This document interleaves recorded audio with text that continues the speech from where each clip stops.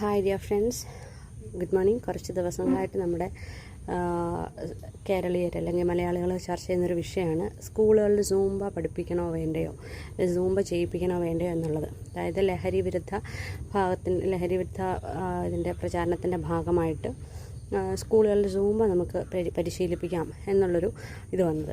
ശരിക്കും പറഞ്ഞാൽ സൂംബ എന്ന് പറയുന്നത് എന്താണെന്ന് മനസ്സിലാക്കാതെയാണ് ഈ എതിർക്കുന്ന ആൾക്കാർ ഇതിനെ എന്ത് കേട്ടാലും എതിർക്കാനുള്ള ടെൻഡൻസി ഉള്ള കുറച്ചധികം ആൾക്കാരുണ്ടല്ലോ, അവരാണ് ഇതിനെ എതിർക്കുന്നതെന്നാണ് ഞാൻ മനസ്സിലാക്കുന്നത്. എന്ന് വെച്ചാൽ ഒരു പുതിയ കാര്യം, ഇപ്പം നേരത്തെ കമ്പ്യൂട്ടർ വരുന്നെന്ന് പറഞ്ഞു, കമ്പ്യൂട്ടർ കൊണ്ടുവരാൻ നേരം അതിനെ എതിർക്കുന്നു. എന്നിട്ട് ഇപ്പോൾ ഈ പറയുന്ന ആൾക്കാരെല്ലാവരും കമ്പ്യൂട്ടറും ലാപ്ടോപ്പും ടാബും ഒക്കെയാണ് യൂസ് ചെയ്തുകൊണ്ടിരിക്കുന്നത്. അപ്പം എന്ത് കണ്ടാലും അല്ലെ പുതിയതായിട്ട് എന്ത് വരുന്നെന്ന് പറഞ്ഞാലും ഉടനെ അതിനെ എതിർക്കാനുള്ള ടെൻഡൻസി ഉള്ള കുറേ അധികം ആൾക്കാരുണ്ട്.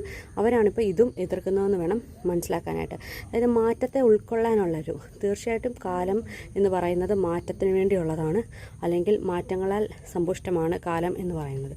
അപ്പോൾ പണ്ടുള്ള പൂർവികരായിട്ടുള്ള മനുഷ്യർ എങ്ങനെയാണോ ജീവിച്ചിരിക്കുന്നത് അതിൽ നിന്ന് ഒത്തിരി വ്യത്യാസമായിട്ടാണ് ഇപ്പോഴത്തെ ആൾക്കാർ ജീവിക്കുന്നത്. നമ്മൾ ഒരുപാട് സൗകര്യങ്ങളിലൂടെയാണ് കടന്നു പോയിക്കൊണ്ടിരിക്കുന്നത്.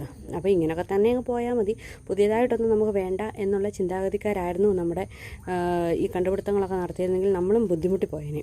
അപ്പം ഈ സൂംബ എന്ന് പറയുന്നത് ശരിക്കും ഒരു കാർഡിയോ വർക്കൗട്ടും പ്ലസ് ഡാൻസാണ്. കാർഡിയോ വർക്കൗട്ട് പ്ലസ് ഡാൻസാണ്, ലാറ്റിൻ ഇൻസ്പയർഡ് ഡാൻസാണ്, മ്യൂസിക്കും ഉണ്ട്. അപ്പോൾ കുട്ടികളെ ശരിക്കും പറഞ്ഞു കഴിഞ്ഞാൽ അവരുടെ അവരുടെ ആ ഒരു മെൻ്റൽ സ്ട്രെസ്സും സ്ട്രെയിനും ഒക്കെ കുറയ്ക്കാൻ വേണ്ടിയിട്ടാണ് നമ്മളിത് ചെയ്യിപ്പിക്കാനായിട്ട് ഉദ്ദേശിക്കുന്നത്.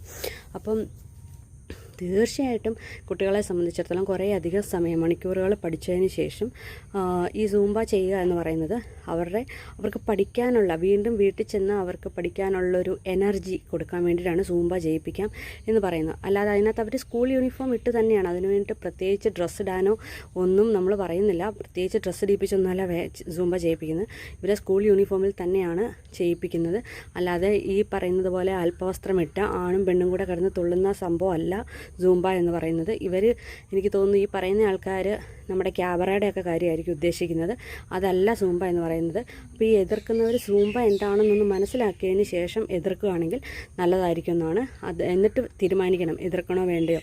സൂംബ ഡാൻസ് എന്താണ്, അത് സ്കൂളിൽ എങ്ങനെയാണ്, അത് സ്കൂളിൽ നമ്മൾ ഇംപ്ലിമെൻറ്റ് ചെയ്യാൻ പോകുന്നതിന് മുന്നേ തന്നെ അത് വേണ്ടാന്ന് പറഞ്ഞാൽ അതിന് മുന്നേ തന്നെ ബഹളം തുടങ്ങിയിരിക്കുകയാണ്.